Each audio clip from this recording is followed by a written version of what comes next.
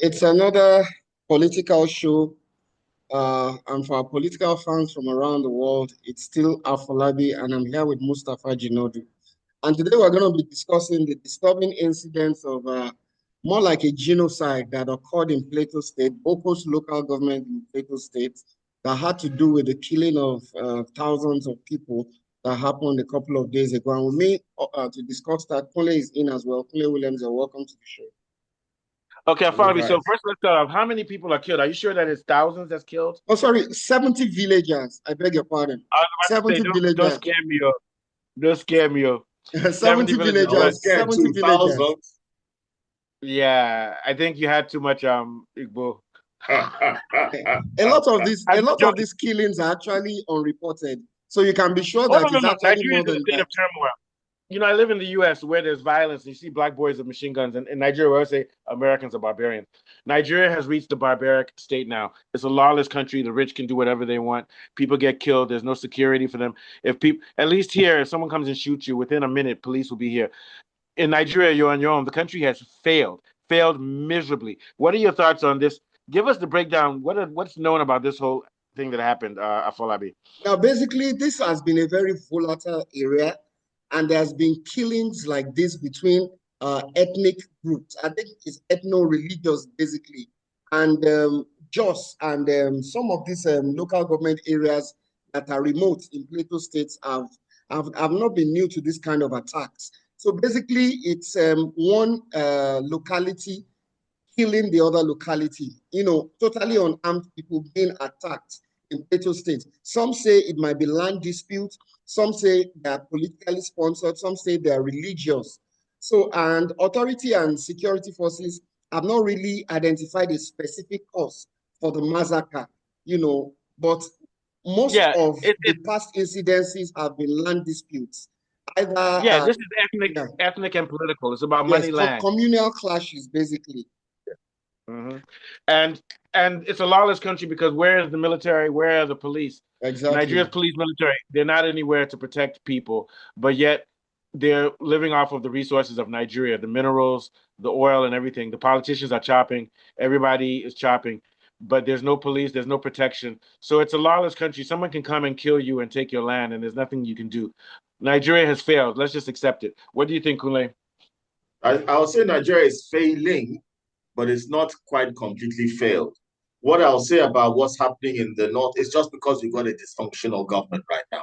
Can we survive this It's dysfunctional part of government? Nigeria, though. It's still part of Nigeria. Under the Nigerian Yes, Federation, yes. there are people, and Can we hundreds of survive? thousands of, sorry, quickly, hundreds and thousands of people have been killed over the past 5 or 6 years over this ethnic shit. Go ahead. Yeah. Yeah, can we survive this dysfunctional government? I keep saying it. Right now, we are in the eye of the storm. This is the golden age of corruption right now. I don't think we've ever been as bad as we've been. The president is out of the country. They've not spoken about it. All they do is it's a crying shame, and then they'll go have a quick photo op, and they'll forget about it. They're not taking it seriously. They don't really care. He's off. He's off to look for how he can sink his hands into the trough and steal more money. They're more concerned with how they can make sure that we continue buying crude in dollars. Eighth largest producer of crude oil in the world, and we're And what's importing by? crude. Yeah. Yeah, Well, and you see that and you are now seeing why the refineries never worked. You can see from what is happening with Dangote, they never wanted the refineries to work. These refineries working are a problem for NNPC that they are working. So that tells you that there was never any intention to have refineries work. Because yeah. ever since they've been working, they've been complaining that, oh, Dangote wants to get this, Dangote wants all these things that he's doing would not have been an issue if they had working refineries. You'd have had no need to go into the market. That's an aside. Um, but you have a government that simply doesn't care. There was also some incidents involving a truck that somersaulted or crashed in Lagos, and that also went unnoticed by the government. There's no push. I mean, even when and then we've had stories of when they even provide weapons and equipment for police and army to provide security. There's some politician somewhere nicking the money and disappearing off to Switzerland with the money. So I mean, what are you going to do? what are we going to Yeah, do? but I mean, here's the thing. But it's deeper than that. Up 2 months ago, in the northern part of the country, the military was fighting bandits for 3 hours until they ran out of munitions, and a lot of them were slaughtered. That's why I say Nigeria's failed. It's non-functional because it doesn't function. If someone comes to your house now and kills you and takes your land deed, maybe there'll be no redress. You understand what I'm saying? In certain yeah, and parts of these are Nigeria. young people. These are young people putting their lives on the line for the country, and they're not being supported. They're not being Yeah, but these protected. young guys that are fighting, they're turning into hooligans, like what we saw with the Ijar, where guys are killing each other.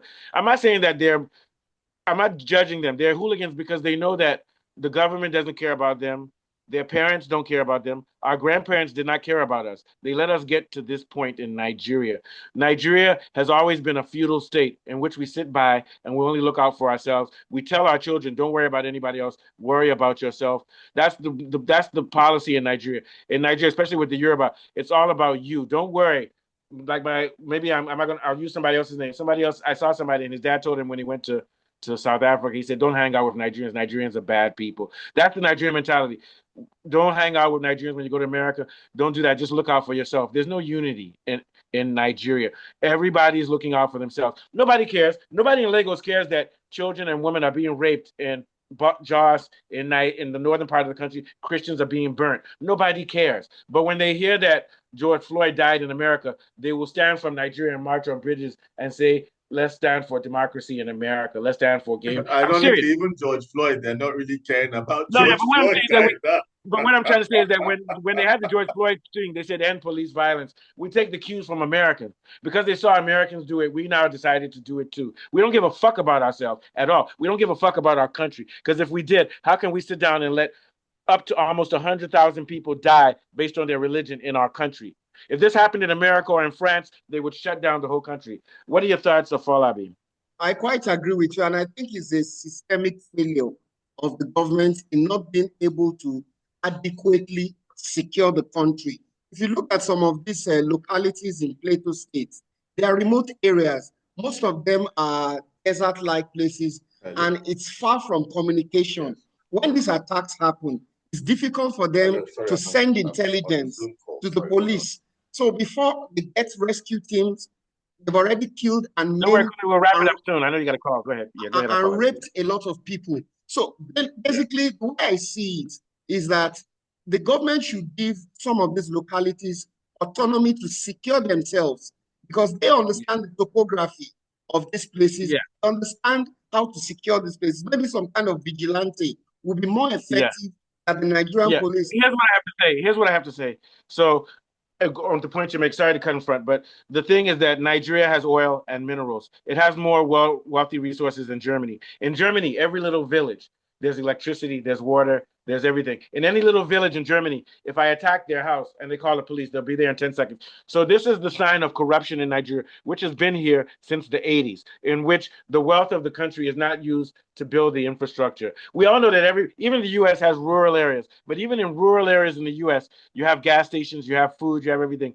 And the only excuse we have for our poverty is corruption. This is why I go back. I don't care what anybody says. Nigeria needs to look at Mali and these countries and become socialist. All socialism means is that the wealth of the nation, its minerals and its resources, will go to helping. Let me give you one last example. When Putin became president of Russia, Russia was under America's thumb after Gorbachev came. The average life expectancy of Russians was 55 years old. American companies own most of Russia's minerals. Putin's PhD, no, his master's thesis before he became president was how to control Russian minerals for the well-being of people. 5 years into Putin's presidency, their life expectancy went from 55 to 70 something. If you look at Moscow now, it's more beautiful than Tokyo or anywhere. 10 years, 40 years ago, Kissinger said that Russia is like Nigeria, it's just an oil tank country with no resources. That's what Kissinger said about Russia. So any Nigerian who's listening, you're dreaming if you think that Nigeria can remain as a capitalist, democratic nation without becoming socialist, in which the resources of the whole country help people. When you go to Delta and those areas, which have dripping of oil, that's made Tinubu rich, that's made the CIA rich, and children there don't even have shoes to walk to school. That's all I have to say. What do you have to say, Kunle? Yeah. Yeah, the And problem then is bigger than that.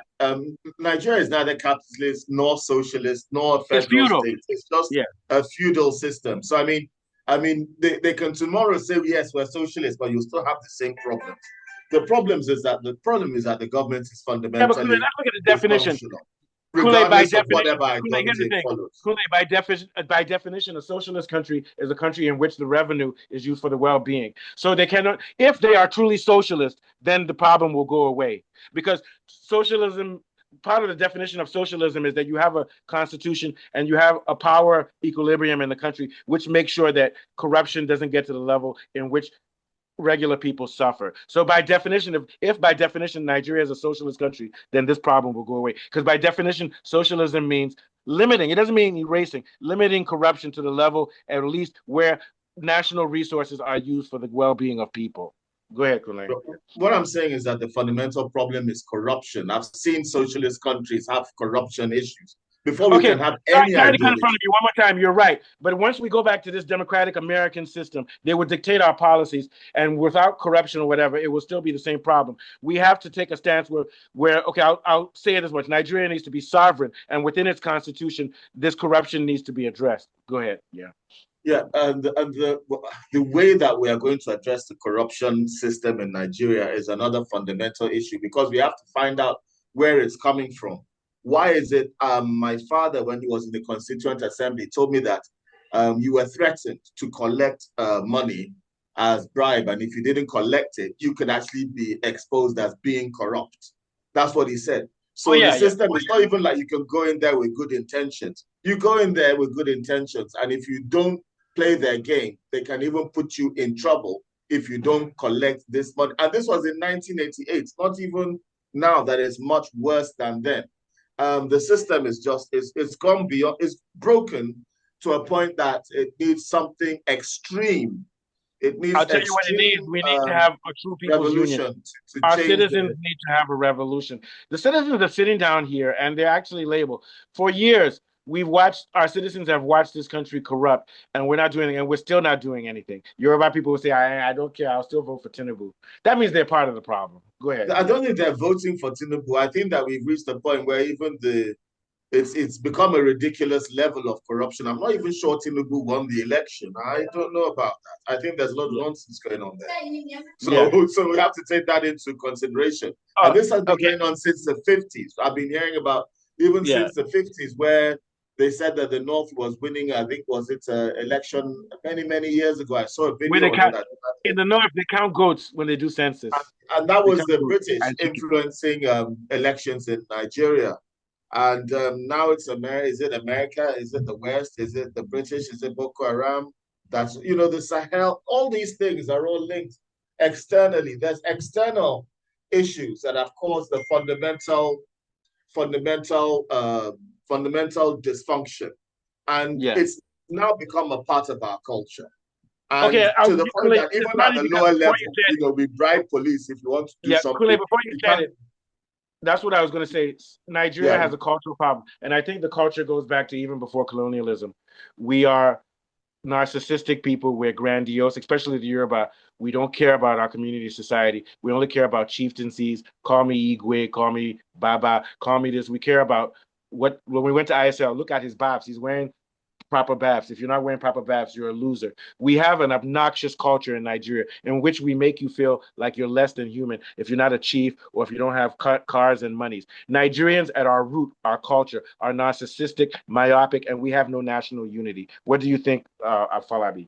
Yes, I quite agree with you. And there's so much emphasis on the political elite. They are the corrupt people. The political elite has, relegated the populace of Nigeria to the extent that we don't even feel like as if we're citizens. We don't feel like as if we're citizens. No. And if you look at it, most of these policemen that are supposed to be securing places like Boko's local government in Plateau State, they are assigned as security detail to reach affluent political figures. Yeah. When they're actually supposed to be doing counter-terrorist activities. Now, we don't have enough men to send to some of these places when there are terrorism issues. Most of them are following rich, affluent people as security details. And even these men are not even enough.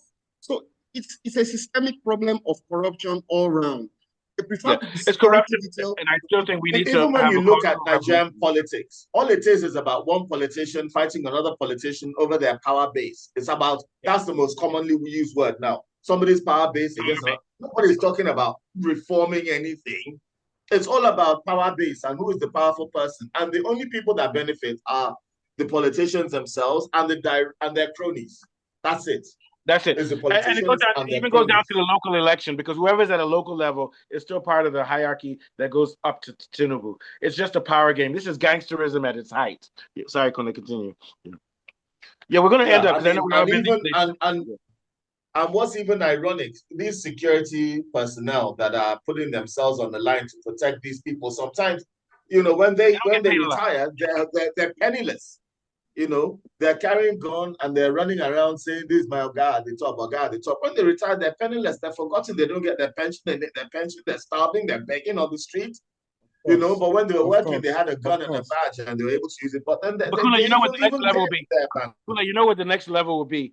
These security guys will realize that that's the case, and they'll be working for the mafia to underground to make the extra money and security. That's what usually happens. That's what usually happens. Yeah, I mean, like you look at NNPC now, they replaced the board. But I don't know, are they replacing the board? Are they being progressive or regressive? Are they saying, oh, we are replacing the board because the old board put back the dollar and they want to get rid of them, which would have been good news? Or are they saying that in the whole time that Nigeria has been independent, nobody has ever moved to Naira, and since those guys had the temerity to put Naira for 6 months, we're removing it? I don't even mind why they do that. I don't mind if they change the board. But what I'm saying is that if some guys were doing it and you feel they didn't do it well, when you take them out, they should do an audit and hold people accountable. Nobody's not doing that. They're just changing power bases. That's not going to happen. It's even so naive to think of any kind of due process. Because there's a lot of fraud in the NNPC. Yeah. So what it is power base. There's just a new power base in NNPC. It's never going to change. All right, this is good. We were going to talk about the South Town, but it's okay. Let's take it one step at a time. So we're good for today. Any last thoughts, Kunle and Afala? We'll start with Kunle. We're real quick. Okay. Yes, so we're seeing growing insecurity in the southeast, south, and the north with these killings in Plateau State. We're seeing Fulani herdsmen out of control. And we're seeing our president off to France to do God knows what, probably going to embarrass us and collect some other monies that's going to put more debt on our heads. And that money is going to probably not even reach the shores of Nigeria. It's going to go through an offshore account and back to Europe. And they're going to say that money is for X, Y, Z. I don't even know why they're going abroad. We can actually solve our problems. We don't have the will right now. We don't have the people in power. And even if there was rigging in the last election, a lot of people still did vote for this guy. So Nigerians need to try to protect themselves. We need to overwhelmingly vote so that there's no doubt in our minds that we are voting for proper people. I think that 60-40 in favor is simply not enough for Nigeria to, that 40% will be compromised. And we need to move as one. And it doesn't feel like a realistic thing that's going to happen. It doesn't feel realistic. It's like a dream world. But Nigeria has the capacity to turn things around very quickly once they get the right mechanisms going. We're kind of people that if something works for us, we can really take advantage of it. But now, everything that we're doing is negative. So we need to find a way to turn that negativity to positivity. And there's no solution in sight right now. Yeah, unfortunately. The only solution is for me to move to England and get PhD and teach in one small county in Suffolk. I forget Nigeria. I don't want to go to England and be talking to Auntie Jemima. I know. I'm just telling you the truth. I miss the days of Lighthouse Family. Yeah. Everything you do. Lipton Yellow. Lipton Label tea. No, you're a Lipton Yellow tea label lover. I miss those days of Nigeria. Yeah, sure, I do. I do as well. Take us out with last words. Okay, it's been another wonderful show. We've been discussing the killings and the genocidal massacre in Plateau State. I'm from Kule Williams, Mustafa Jinodu. I'm still Afolabi Olaloku. See you next time. Okay, you guys.